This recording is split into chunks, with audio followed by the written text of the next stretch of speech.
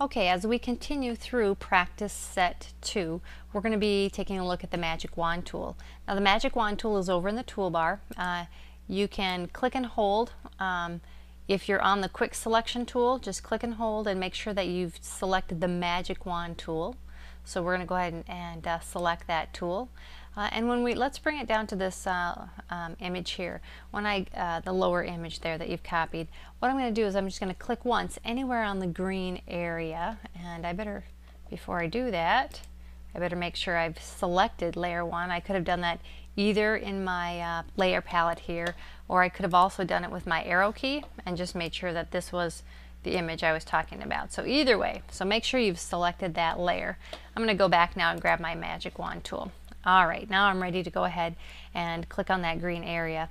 So when I click on it, I'll see that it didn't quite get all of the green area. Some of that area up here in green is a little dark, and my tolerance is not quite set high enough to go after all of the green.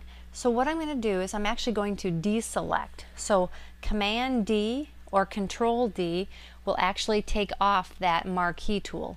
So once again, when I clicked on it, you see the marquee tool, the selection.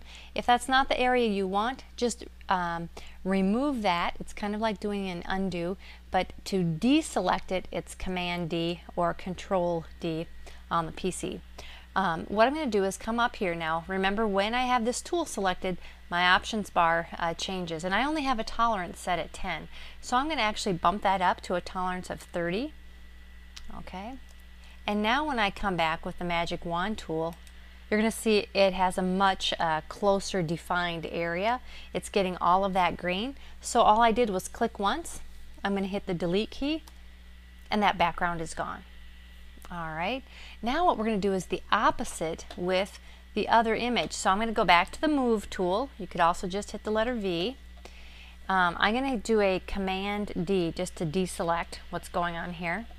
I'll click on this image here, and now I'm going to go back to that Magic Wand tool, come over on this image, and I've selected it. Now if I hit the delete key right now, I know that I'm going to just delete the green area, but what I actually want to do is delete the eagle. So I'm going to do an inverse. So what I'm going to do is go to the select menu, and I'm going to choose inverse.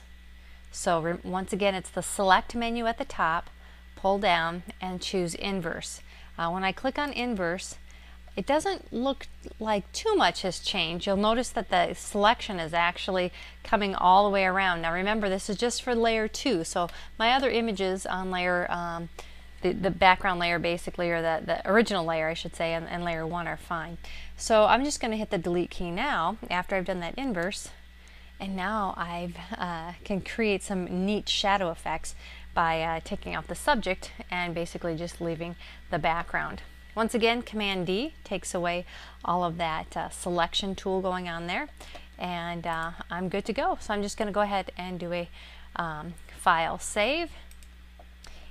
We'll go ahead and name this Eagle Magic.